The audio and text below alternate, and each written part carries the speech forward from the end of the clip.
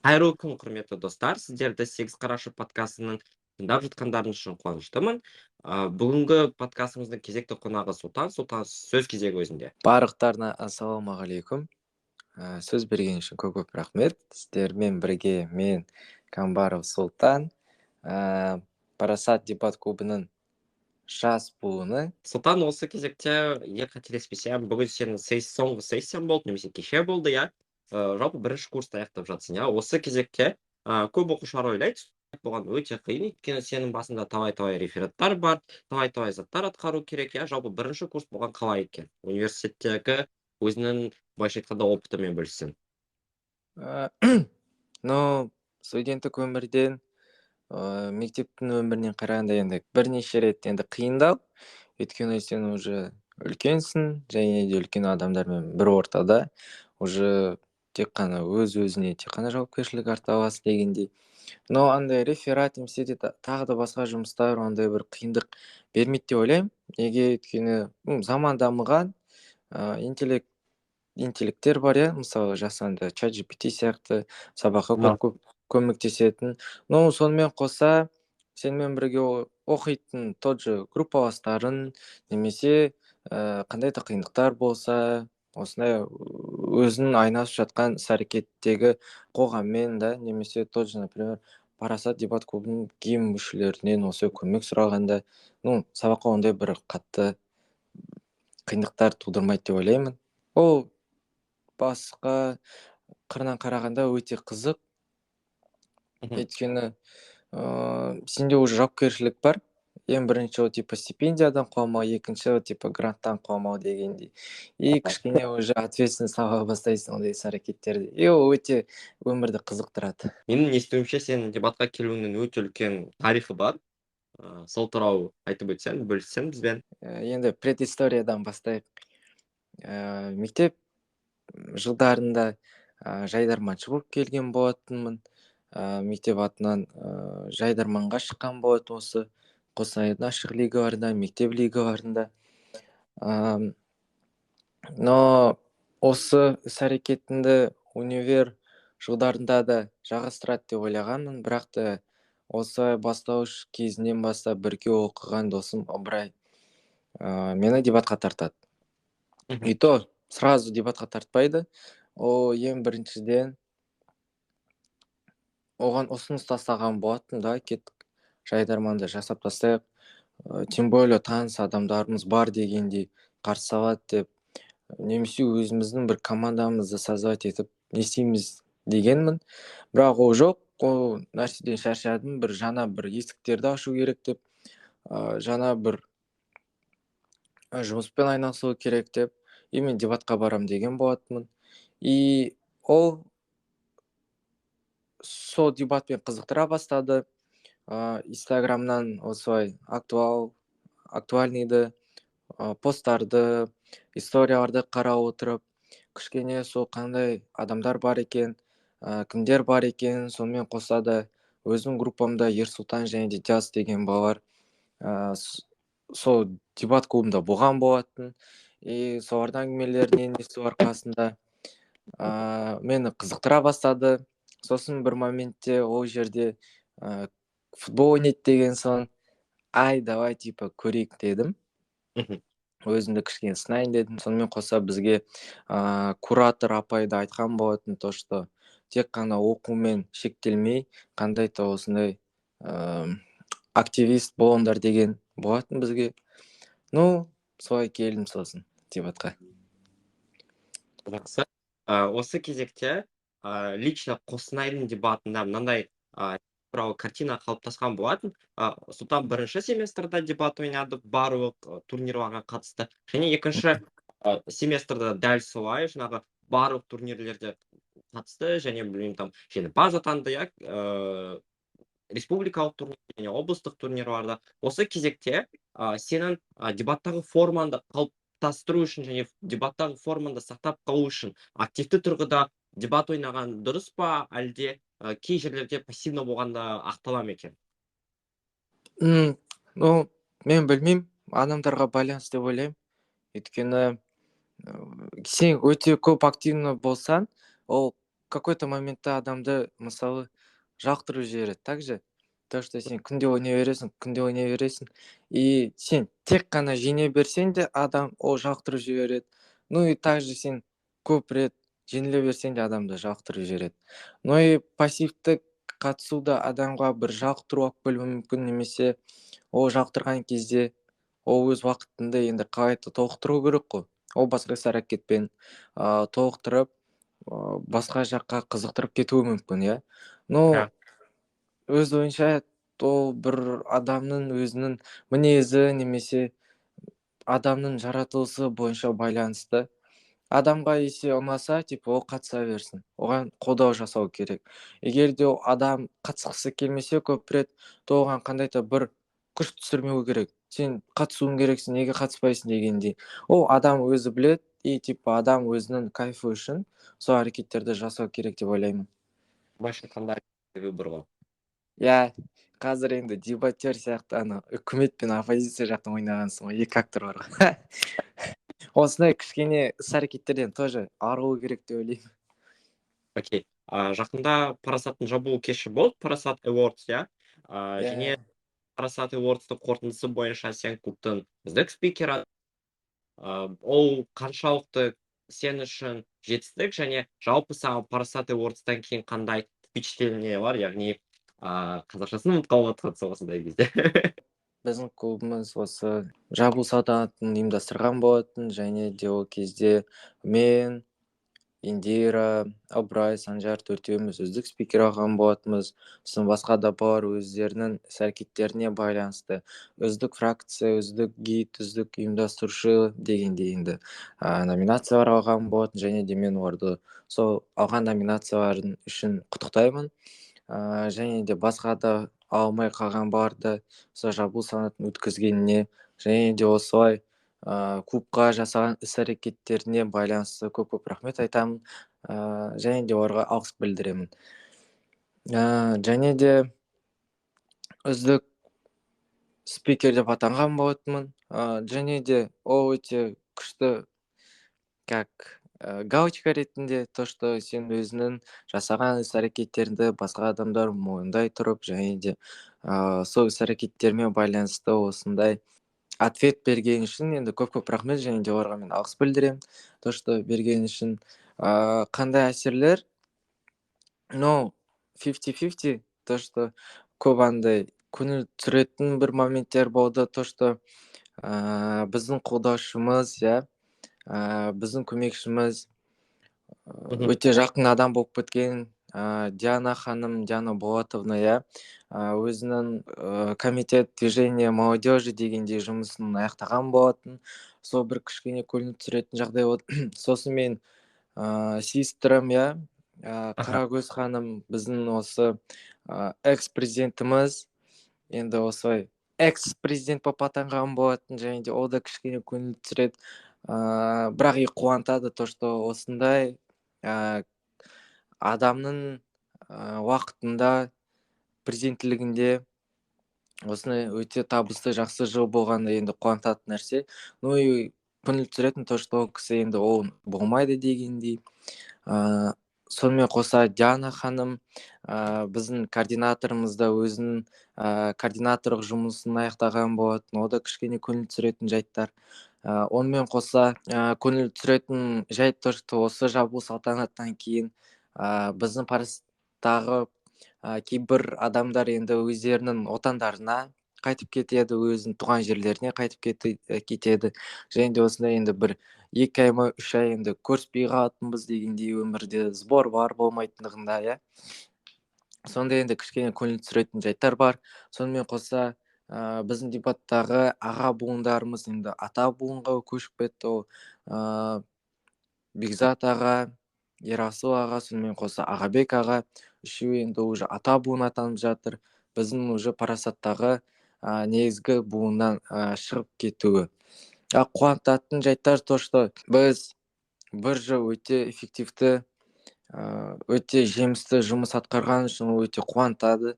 Және де ұйымдастырушылардың жасаған видеоларынан немесе сценарийдегі осы біздің жетістіктерімізді іс әрекеттерімізді айту арқасында кішкене адамдарға жылы лебіздерін берген үшін және де ұйымдастырушылардың сол концерт ұйымдастырған адамдардың көріністері өте күшті лебіздер жасалды, өлеңдер орыс лигасының биі мысалы сонымен қоса біздің қазақ лигадағы қыз бен ұлдардың жасаған көріністегі би, то что ана жақта Санжар күлпаш сияқты киініп осы билегені осындай күшті бір қызықты лебіздерді берді. Өте кайф болды ол нәрсе. Және де келген қонақтарға да көп рахмет. Сол біздің Ахмет ұрпақтарының адамдар келген болатын. Сонымен қоса біздің Қостанай облысына мектеп лигалардағы ұлдар, қыздар келген болатын. Осындай қолдауларға да оларға көп рахмет. Және де олардың келуі тоже өте жақсы лебіздерді берді. То, что олар бізге қолдап жатыр, олар бізбен типа бір толқында, бір әрекетте болғанына. Өйткені бір толқында немесе бір әрекетте болмағанда олар келмес еді да. Біртүрлі болатын еді. А так олар келді, және де оларға көп рахмет. Осы подкасттың негізгі бөліміне қаратай біз келіп жеттік. Жалпы негізгі бөлімде 2 сұрақ бар, және біз ол 2 сұрақ туралы кеңінен қозғаймыз. Себебі бұл қоғамда болып жатқан, былайша айтқанда резонансты ситуациялар, немесе жалпы қоғам осы жаңағы ситуациялар немесе проблемалар туралы өте жиі қозғайды. Біріншісі ол қызығушылықтарға байланысты. Адамдардың жеке қызығушылығы болады және кәсіби қызығушылығы болады. Ретінде типа фигуристарды немесе балериналарды аламыз. Олардың профессиональный өздерінің, яғни кәсіби қызығушылықтарын жоғары қою арқылы олар ешқашан да жеке қызығушылықтарына акцент қоймайды. Қалай ойлайсың, бұл қаншалықты осындай акторлар үшін дұрыс, және ол ақтала ма, немесе қандай бір ситуациялар болуы мүмкін? Немесе жалпы дебатта сен осындай қарарларға ойнадың ба? Дебатта ондай сұрақтарды, қарарларды кездестірмеген болатынмын, бірақ өте қызық екен. Но адамдардың өзінің кәсіби қызығушылықтарын бірінші орынға қою өте дұрыс. Неге? Адамдардың жеке қызығушылықтары олар көбінесе бала кезіндегі тәрбиелерден, немесе де қоғамдағы басқа адамдардың іс-әрекеттерін көргеннен кейін қызығушылықтар пайда болады адами. Олар көбінесе өзінің қажеттіліктерін орындау деп ойлаймын. Бір нәрсесін татып көру дегендей, бір заттарды көру, ұстап көру дегендей, адами бір артық қызығушылықтары, немесе қатты айтқанда нәпсісімен ерік болу дегендей нәрселер ғой. Егер де адам осындай профессионал болу үшін олар көбінесе сол кәсіби қызығушылықтарды көру керек. Неге? Өйткені сол бір заттар адамдардың жеке қызығушылықтарынан көбінесе сол адамдарды алдыға тартуға қандай да бір шекараларды қойып кетеді. Неге? Өйткені сен профессионал болу үшін сенде ең бірінші не болу керек? Дисциплина болу керек, тәртіп болу керек. Осы уақыттарда тұруың керексің. Осы жаттығуларды жасау керексің. Осындай саған бір мотивационный бір видеоларды қарау керек, кітаптарды оқу керек дегендей, саған осындай тренировка жасау керек дегендей, уже сені как профессионал ретінде сені тәрбиелей бастайды. Профессионал ретінде сені өзгерте бастайды. Ал егер сен осындай бір адами жеке қызығушылықтарына ерік берсең, саған уже как будто деградациялар пайда болады.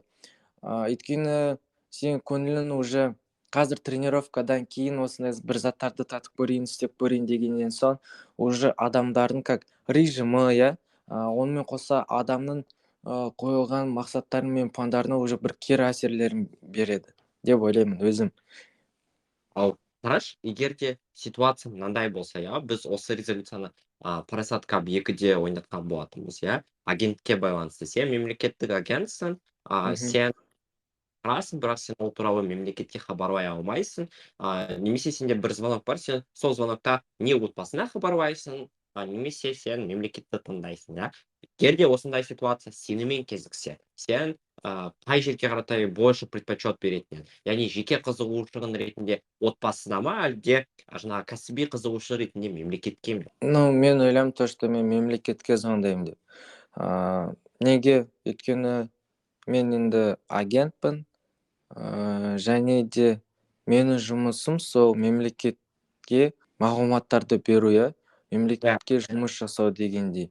Иә, мен күйеу шығармын, иә, біреудің, немесе біреудің әкесі шығармын, бірақ та ол адамдар сол мен жасап жатқан мемлекетте тұрып Правда. жатқаннан кейін Ну, мен әрине де уже как масштаб бейбітшілігіне, немесе мемлекеттің тәуелсіздігіне, мемлекеттің тату өмір сүруіне көптеген жұмыстарды атқара бастаймын. Неге? Өйткені ол, егер де мен звондамай қалсам, иә, мемлекетке ескертпесем, ол уже қандайда бір жаман әрекеттерге алып келуі мүмкін еді. мхм. Қандайда бір қақтығыстарды. Ал қақтығыстардан сол мемлекетке тұратын отбасыма тиер еді. Мемлекетке бересің, салыстырмалы түрде.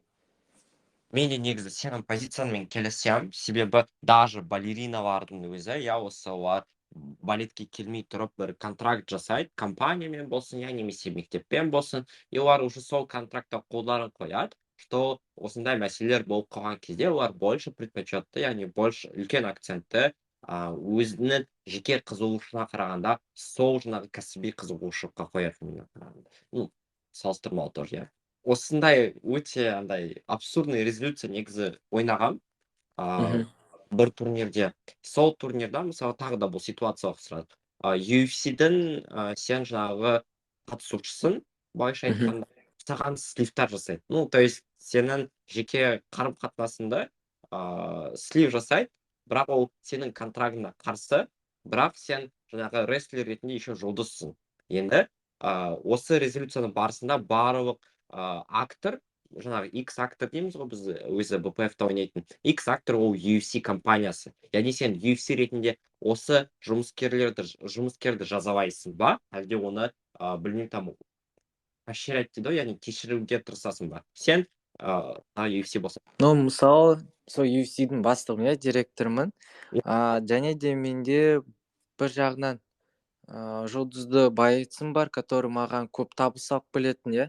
Билеттер сатылымда, немесе трансляцияларды сату арқасында маған көп табыс алып келетін, иә.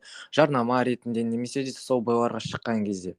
Но ол менің контрактыма бір кері әсер жасаған болатын. Және де мен ойымша ол байысқа мен ешқандай да контрактпен үзу, немесе де оны қудағалау жасамайтын едім. Мен оған жай ғана бір қандай да бір штраф беретін едім.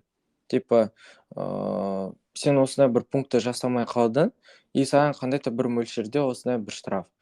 Просто оны да адам ретінде түсіну керек, то что оларда адамдар, и және де оларда өздерінің қажеттіліктеріне ерік беріп жатыр, пендеміз дегендей. Кішкене адами ретінде қарастыруға болады. Но өзінің контракт бойынша өзінің профессионалды екенін ескермеген жайтында оған сондай бір штраф қандай да бір мөлшерде берер едім. Және де ол әділетті деп ойлаймын. И ол өте тиімді, типа, ол адам жағынан және де маған. Осы кезекте көруге болады Сұлтанның қаншалықты либералды адам екенін, иә, яғни қазіргі қоғамда. Жақсы. Да. Либерал демократпын мен. Жақсы. Зияткердің турнирінде, менің есімде, сен Зияткер капқа барып келдің, иә, осы Шоқан кап 2-ге. Сол резолюция ойналған болатын, жаңағы тарихи тұлғаларға байланысты, иә, осы тарихи тұлғалардың білмеймін, жаман істерін ашқан дұрыс па, әлде бұрыс па деген сияқты резолюция болды. Ендігі кезекте жаңағы 2019 жылы, қателеспесем, оңтүстік Кореяда, яғни айдолдардың мемберлары, иә, жаңағы актерлар, оларды былайша айтқанда массово қудалай бастады. Мына нәрсеге байланысты, мектептегі буллингқа байланысты. Яғни бір адамдар, жаңағы оқушылар, жаңағы класстастары былайша айтқанда мемлекетке шағым жасайды, және сол шағым арқылы анау тұлғаның карьерасына точкасын қойып бере алады екен, иә. Ендігі кезекте сол сұрақ, қалай ойлайсың, осы ақтала ма тоже, әлде ол вообще дисбалансты ма? Дисбаланс деп ойлаймын. Өйткені адам енді баяғыда жасаған іс-әрекеттерін қазіргі уақытта оны көрсету, жария ету немесе оны сол жасаған іс-әрекеттерінің кесірінен оларды шеттету енді дұрыс емес. Өйткені иә ол баяғыда ол іс-әрекеттерді жасады, но қазір ол нәрселерді дұрыстады ғой дегендей, және де сол оны дұрыстаған үшін оны кішкене қолдау жасау керек дегендей. Егер де біз адамдар болып біздің жасаған бұрынғы қателіктердің кесірінен өмір сүре берсек, біз адам бойынша ешқандай бақытқа жетпес едік. Қызығады сол өмір бойынша. Неге? Өйткені ол өмірге пайда болды сәби. Ол не істей бастайды? Ыстық шәйнекті көргісі келеді, немесе саусағын осы бір розеткаға тыққысы келеді дегендей, ең бірінші өзін қадамдарын жасай бастайды, ол адамның қызығушылықтары дегендей. И өмір сүре бойынша адам енді өсе бастайды, и онда да қандай да уже бір қажеттіліктер пайда болады, керек емес немесе керек дегендей. Олар қызыға бастайды да, и адамдар сол бір қателіктерінен кесірінен адам енді дами бастайды, ол қателіктерді жасамауға тырыса бастайды. Және де ол өте дұрыс. Егер де адам сол жасаған қателігін дұрыстамаған жағдайда оны қалай да бір жаман көзқараспен қарауға болатын еді.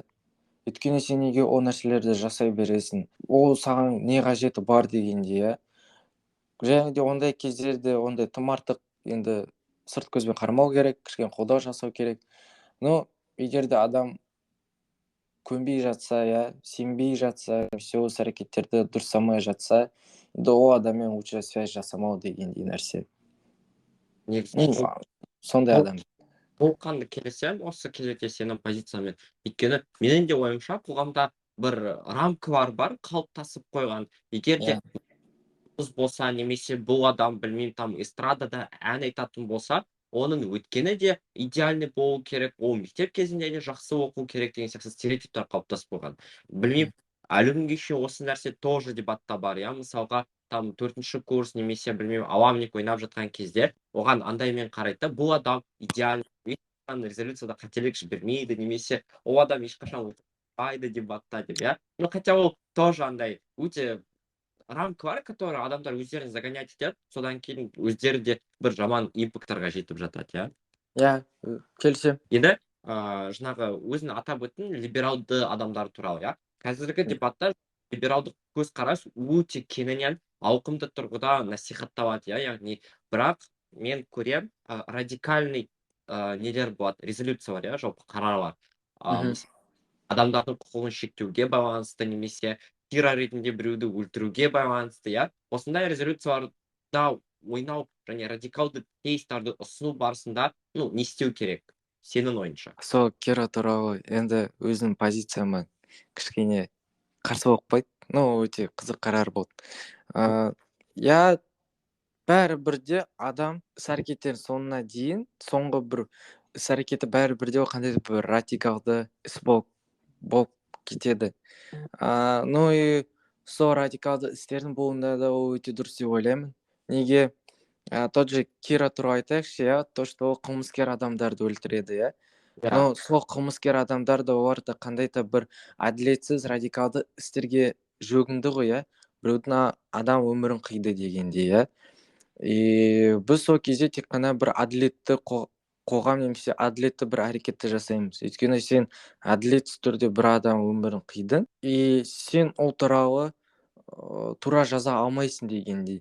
Мысалы біздің тарихымызға жүгінсек, немесе де қазіргі кей мемлекеттерде, мысалы Қытайда, егер де сен біреудің затын ұрып сен мысалы саусағын или қолын, например, кесіп тастайды, или тот же біздің қазақ халқымызда тот же Шыңғысхан кезінде жасақ деген заңнамаларда, егер де сен бір адамның жылқысын ұрып сен оған бір 2 есе қайтаруың керексің, немесе де сен бір ру мүшесін өлтірсең, сен өзің руынан сол адамды өлтіруің керексің дегенде уже бір әділетті не жасайды. Өйткені біз білеміз, то, что адамдар қоғам болып бөлінеді, және де ол қоғамдардың енді өздерінің бір ойлары болады дегенде. Егер де сен бір қоғам адамның осындай бір іс-әрекет жасағаннан кейін сол сияқты көрсеткен іс-әрекетіне байланысты жаза алмасаң, қоғамдарда андай ойлар пайда болады, неге олар солай жасамады, ол адам сол адаммен солай жасады ғой, иә, неге ол әділетті жаза алмайды дегендей. Енді адамдар әртүрлі ойлай бастайды, және де осындай кезде бір дисбаланстар пайда болады, керек емес деген қақтығыстар, иә. И осындай кезде жақсы әділеттілікті орнату үшін сондай бір радикалды іс-әрекеттер керек деп ойлаймын. Негізі иә, менің есімде ксу капта ойнаған кезде андай позициямнан кішкене қиыншылық болды. Мен өзім либералды адаммын, бірақ резолюция андай болады, мен оппозицияға отырғаннан кейін мен либералды адамдарға наоборот қарсы шығу керекпін, және консервантты идеологияның қаншалықты білмеймін, фемкалардың проблемаларын шешетіндігін көрсету керекпін. Осы кезекте андай өте қатты қиналып қаласың резаларда. Иә, келсем, өзінің позицияларына сай емес түспеген кезде бір қиындықтар пайда болады. Өйткені сен уже ойың қалыптасқан, иә, қандай да бір принциптарың, иә, бар, ойларың бар. И ойнаған кезде сен сол принциптарына немесе ойларына қарсы ойнауың керексің. Неге бір дайындық кезінде бір дисбаланстар алып келеді. Ну, ол да дұрыс деп ойлаймын. Кейбір кемшіліктерді дұрыстау үшін дегендей. Біздің подкасттың тыңдаушылары білетіндей, сен ксу фифа каптың жастар алаңының жеңімпазысың, және ол саған сезімдер берді, және саған қандай резолюция ұнады, жалпы сол турнир туралы кішкене характеристика беріп өтсең. ксу кап сол Қарағандыда болған, мен екінші республикалық ойыным болған болатын. Ең бірінші ол менде көшпенділер көкжиегі болатын. Және де сборлардың әсерінен, және де кейбір турнирлардың әсерінен кішкене өзіне дизмораль алған болатынмын. Кей моменттерде жеңімпаз болмай қалған кезде, немесе уже финалға вот келген кезде ұшып кетіп, немесе финалда қадалғаннан кейін енді адам болғандықтан бір кей моменттерді алып қаласың. Қарағандыға барған кезде сол дизморальдан шығып, сол дизморальды жеңу үшін көптеген іс-әрекеттер жасаған болатын. Және де мен жанымда болған Санжарға, иә, досыма көп рахмет. Өйткені көп қолдау жасаған, көп осы мотивация жасаған осы Санжар болатын. Көңіл күй көтеруге көп әсер еткен. Және де Қостанайдан маған қолдау берген менің Қарагөз сестрыма да көп рахмет. Өйткені WhatsApp-тан, чаттан көп жылы сөздерді айтып, осындай көп қолдау берген үшін көп рахмет. Және де Қарағандыда өткен турнирға да көп рахмет. То, что өте қызықты қарарлар болды, және де ұйымдастырушылық ретінен гидтік жұмыстарына байланысты өте шик деген, өте пик деген бір жұмыстар болды, және де оларға көп рахмет. Қандай қарарлар ұнады? Енді іріктеу кезінде маған қатты ұнаған қарар, бірінші қарар болатын, то, что спортсмендердің осы Олимпиада ойындары немесе Азияда спартакиада ойындар кезінде политикалық идеологиялардың шығуына туралы бір қарар болатын, өте күшті ұнаған маған. И және де жастар финалда болған сол либералды демократия қоғамдар туралы қарар болатын, және де сол екі қарар өте маған қатты ұнаған болатын. Ну и ЛД ойындарда болған қарар, типа Жерар Пике ретінде сен Феррариді немесе сол Рено деген машина таңдайсың ба деген, өте қызық қарар болатын. Жақсы. Енді осы кезекте Парасат Кап 2 турнирі туралы сөйлесетін болсақ, сен ол турнирда чер болдың, чер болған қаншалықты қиын, немесе қаншалықты оңай, жауапкершілік сезіну қалай болды екен? Парасат Кап 2 турнир өткізген болатынбыз республика. Және де сол кезде маған қолдау беріп, бір румның чер болуына енді көп рахмет айтам жоғарғы тұрған адамдарға. Енді чер болғандықтан сол румға сен жауапкершілік аласың, және де шыққан нәтижелерге де сен көп жауапкершілік аласың. Және де жасаған шешіміне де сен жауапкершілік аласың. Өйткені вингтардың арасында қандай да бір дисбаланстар болғаннан кейін соңғы дауысты енді сен чер ретінде беретіндігінде. Және де сол жұмыста қандай қиындықтар пайда болды, то что көптеген сол шешіммен келіспеу жағдаяттардан, но адамдарды түсінуге болады, то что адамдар ешқашанда бір турнирлерге жай қатысу үшін келмейді, және де оларға да қандай да бір жеңіске жетуге іс-әрекеттер жасайды, ойлана бастайды, иә, қандай да әрекеттер жасайды, және де осындай кезде адамдарға олар ойлаған сай емес, орын алғанда, иә, жеңіс алмағанда, оларда уже қандай да бір қарсы көзқарастар пайда болады, иә. Неге сіз осындай ранг бердіңіз, неге жеңіліс бердіңіз дегендей, біз неге төменбіз дегендей, енді осындай бір ойлар пайда болады. Және де сол адамдардың қарсы шығуы кішкене енді қиындықтар алып келетіндігінде, иә. Но бәрібір де ол қиындықтарға енді өттік, түсіндірдік дегендей, жақсы қарым-қатынаста да қалып қойдық дегендей. То, что бәрібір де сен төреші болғанда, Мгм. сен енді әділетті түрде, интеллигентный, иә, өте жақсы нотада түсіндіріп, жақсы нотада қалу, ол уже бір төрешінің профессионал екенін де көруге болады. Кез келген адам сенің позицияңда болуы мүмкін. Ол чейр болған кезде оның шешімімен келіспейтін адам міндетті түрде болады, иә. Сосын Иә, өзімізден де бар ол нәрселер. біреулердің шешімімен келіспейміз, біз де фидбекке барамыз. Мне кажется, ол дебаттағы природный явление дейміз ғой. Сондай Иә. табиғи бірі. Сол себепті жас буындар, иә, келесі поколение, егер сіздер чейр болғаныңыз келсе, сұлтанның опытында бар, жас буын кезінде чейр болу ол ақталатын, иә. Сол себепті чейр болудан қорықпаңыздар. Біз уже Шоқан Кап 2 туралы үстіртін айтып өттік. Кішкене өзің тоқтап кетсең, иә, қалай болды, қандай әсер алдың, Бурабайға барып келдің, иә, Көкшетау қаласы саған ұнады ма? Көкшетауға барған екінші саяхатым, және де екінші саяхаттың сол турнирдің әсерінен, арқасынан пайда болды. Сол турнирге қатыстым. Өте қызық болды, ұйымдастырушылық та өте әдемі болды. Ну, турнир туралы енді көп айта алмаймын, өйткені мен бірінші күннен кейін ұшып кеткен болатынмын, және де бір күн көмегімен қандай да бір қорытынды ой айту енді біртүрлі деп ойлаймын. Өйткені турнир енді бір күннен тұрмайды. Ну, все равно сол бір күн болғандағы әсер өте күшті болды. Ұйымдастырушылықтарға өте көп рахмет. Басқа мүшелермен біз Бурабайға барған болатынбыз. Ну, Бурабай ол уже өзінің табиғатымен, өзінің тарихымен дәлелдеген аймақ, жер. Және де оған бір айтатын бір сөздер жоқ, өйткені бүкіл адамдар уже біледі, менсіз де, то, что сондай әдемі, көркем жер болғандығы. Но ондағы бір қызықты жағдаяттар болды. Сол бір өзенге түскенде, немесе де тауға мінген кезде өте бір қызықтар оқиғалар пайда болды. Өте, кайф демалыс болды. Және де бірге барған Нұржол братанға, Дианаға, Ботагөзге және де Әсем деген қыздарға көп рахмет.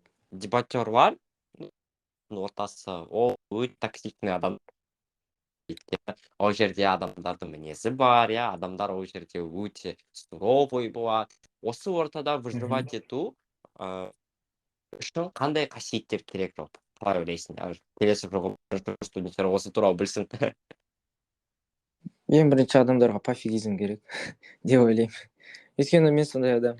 Иә, келісем, токсичный адамдар бар. Және де өзімнен де сол бір токсичный нәрселер болады. Адамдар енді сол дебатқа қатысқан кезде бір өздерінің бір идеологиялары бар дегенде, өзінің бір ойлары бар, принциптары бар. Және де ойынан кейін немесе де ойын басталмай тұрып, өзінің сондай типа ол нәрселер дұрыс дегендей, енді қалай ойнаймыз дегендей. Все равно адамды выбешивать етеді, бірақ та адамдарда пофигизм болғандықтан ол нәрселерге көп қарай бермейсің. Және де мен сол адамдардың бірімін.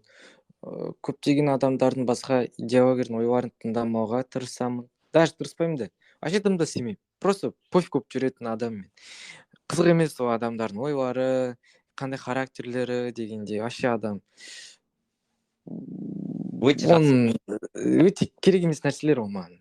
мен дебатқа Аяқ тек қана өзім кайф үшін жүремін, и адамдардың не айтып жатыр, не ойлап жатыр дегенде маған бәрібір. Болды, сол. аяқ қандай қорқыныш кішкене мүлдем жоқ екен, ол хотя бы Иә, радует бізді. иә, сол Енді апашка сол үшін жақсы көремін. дебаттағы переломный моменттер туралы сөйлессек, иә. Жалпы мен Иә, ойлаймын, ол всегда болатын дүние, иә. Сен, білмеймін, барынша тренингтарды қарайсың, иә. Тек қана сен емес, мен де, иә, немесе там басқа да бірінші курс студенттері бар, иә. Екінші курс, үшінші курс, ата буындарда, иә.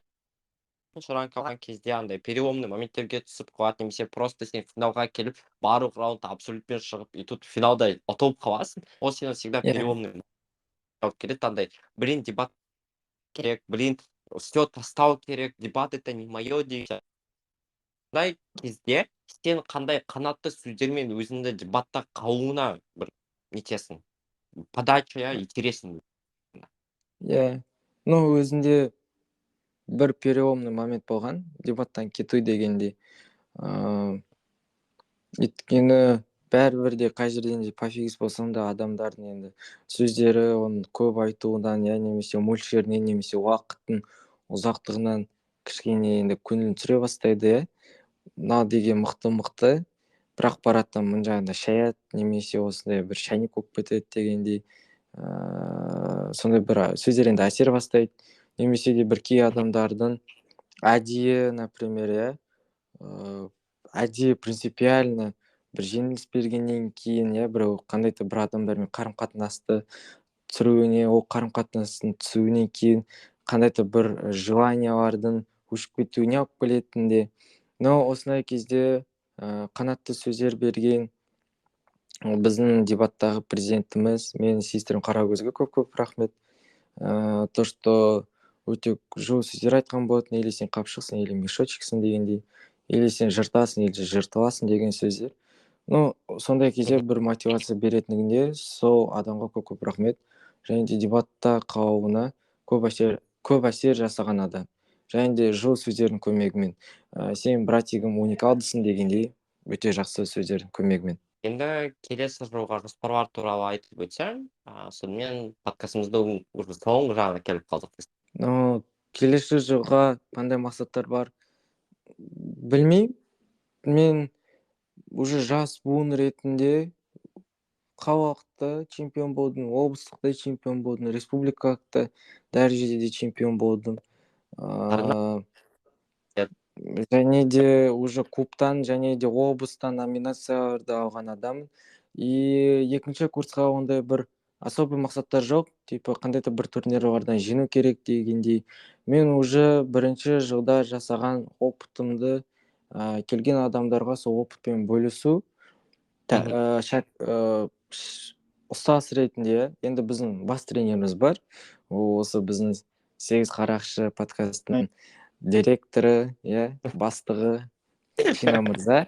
Және де сол енді Чина мырзаға көмек беру ретінде сондай бір мақсаттар болады. Және де келген адамдарға жақсы лебіз, жақсы тренингтерді, жақсы қарым-қатынас жасауға сондай бір мақсаттар болады. Но өзінде де әлі де бір сол перваш ретінде галочка қойылмаған бір жүлде бар. ЛД-да чемпион болу, ол әлі де менде жоқ. Но ол галочка қоям деп сенімдемін. Негізі август, қазақшасын білмеймін, әйтеуір август айында аманаттың турнирі өтеді. Сол кезде осы ретінде өтеді ол турнир. Сол турнирде сені как раз можно бірінші курсында аяқтап жатқан кезде там кубок алып қалады екен шансың. Рахмет.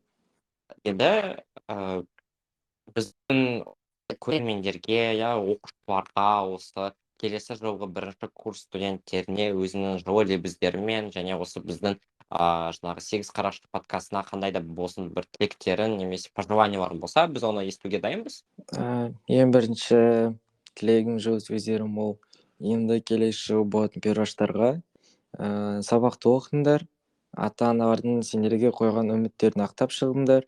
Және де енді жоғары оқу орынды кезінде уже мектептегидей эмес, нарасыл бойын жүретиндей, уже тұлға ретінде қоғамда бір кандайда бір орынды калыптастыратын адам ретінде жақсы калыптастыруу үчүн сендерге көп іс әрекеттер жасаңдар. Және де тек қана окуумен шектелмей, кандайда бір кызык іс әрекеттермен жасаңдар. Тот же дебат, жайдарман, немесе спорттук жарыстармен, немесе де басқа да кызыгушулуктармен. Келесі жылы сөздерім осы 8 қарақшы подкастына көп рахмет. Өйткені осы Чина мырзанын және де мен апашкам Аягөз апанын жасаған іс әрекеттерін енді мол болсын, берекелі болсын, одан да жемісті бола берсін. Және де ол подкаст тек қана біздің облысымызда емес, сонымен қоса республика деңгейде де өсе берсін, дами берсін. Және де 3-ші жыл сөздерім осы парасатқа осылай күтіп алып, поддержка берген үшін, және де осылай жақсы дос болып қалыптасуымызға көп адамдарға көп рахмет, алғыс айтамын. Келесі жыл сөздерім ол біздің Қостанай дебаттағы клубтарға байланысты. Біздің облысымызды, сонымен қоса осы облыстың кіндік қаным тамған жеріме, қалама облысыма көп дамуға үлес қосып жатқан басқа дебаттағы клубтарға көп рахмет. Осылай жақсы конкуренция жасауға, сонымен қоса жақсы конкуренциядан тыс жақсы дос болуына көп рахмет. Көп рахмет. Және де келесі алғыстар ол систерім Қарагөзге, апашка Аягөзге, менің досым Чинаға, Ыбырайға, Санжарға, Кайрош пен Бақсқа, Ерстанға, сонымен қоса уже қарындас сіңлі болып кеткен Индираға, Айсуға, Тамара мен Олжағасқа, Арунаға, Ботагөзге, Ғазизаға, Олбосын мен Нұрсаяға. Тағындай бар бізде адамдар. Ұмытып қалғансың ғой осындай кезекте. Ардақ, Назгүл, Шоп. Мен сосын апаларым олар мен. Дианаға, Ардаққа, Шолпанға, Мадинаға, Назгүл, ойбай, Назгүл бар. Соған көп рахмет. Сонымен қоса мен ата әжем Додо мен Диляға көп рахмет. Сосын мен братандарым Нұржолға көп рахмет, Бахаға. Сонымен қоса біздің клубтағы үлкен братанымыз Ағабекке көп рахмет. Және де ата жолыңызға енді сәттілік, дұрыс ата болыңыз дегендей. Өзіңіздің жеке өміріңіз жақсы жасап, жақсы маман болып шығуына енді көп сізге тілектерімді айтамын. Үйленсең тойға шақырдық қойсайшы. Иә, өте дұрыс. И жеке алғыс сонымен сестрім Қарагөзге көп рахмет. Всем спасибо. На этом все. Осымен біздің кезекті подкастымыз аяқталды. Тыңдағандарыңызға рахмет. Жұлдыздарыңыз жарық болсын.